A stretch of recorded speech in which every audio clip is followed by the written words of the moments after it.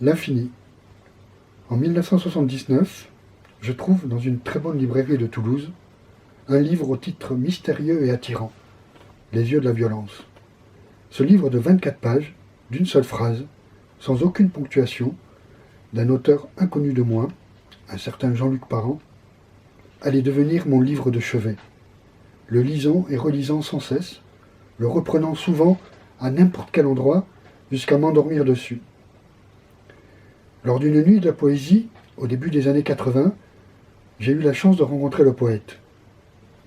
Depuis ces années-là, notre relation n'a jamais cessé de se développer et de s'approfondir, aussi bien autour de ses écrits que de son œuvre plastique. Pour moi, l'une et l'autre sont indissociables. Après plus de 30 ans de compagnonnage, je ne me souviens plus très bien comment a commencé cette collection. Ce qui est sûr, c'est qu'à chacune de nos rencontres, nous trouvions un moment pour continuer nos échanges et mes acquisitions. Nous avions pris l'habitude de faire le banc, comme on disait. Sans doute, lors d'un des achats, avions-nous trouvé un banc pour finaliser les transactions. Et depuis, nous avons gardé cette expression. J'ai ainsi connu tous les lieux de travail et d'habitation de Jean-Luc et Titi Parent. Depuis l'emblématique Bout des Bordes à Cerisole en Ariège, le plus petit royaume de la terre, en passant par le Pot-de-l'Ail, Rieuchaud, pour arriver enfin à la Giffardière, en Normandie. L'œuvre de Jean-Luc Parent reste multiple.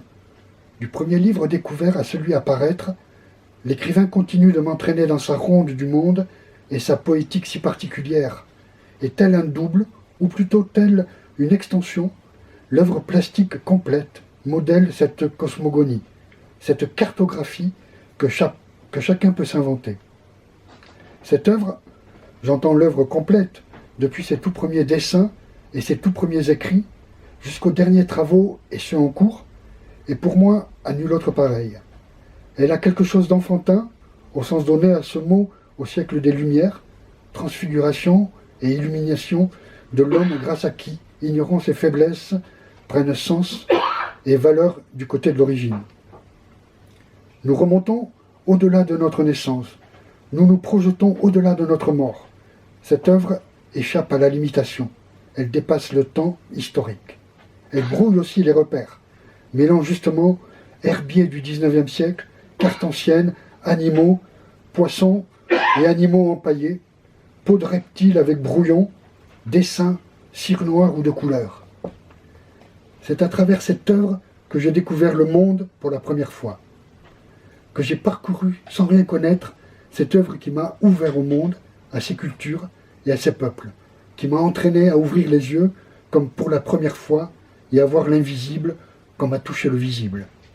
Elle a fait de moi un voyageur et un citoyen du monde, que je parcours depuis, toujours, avec autant de plaisir.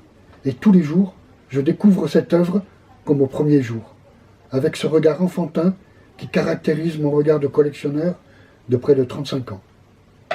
Le tampon utilisé par Jean-Luc pour son papier en tête lors de notre rencontre m'avait beaucoup intrigué.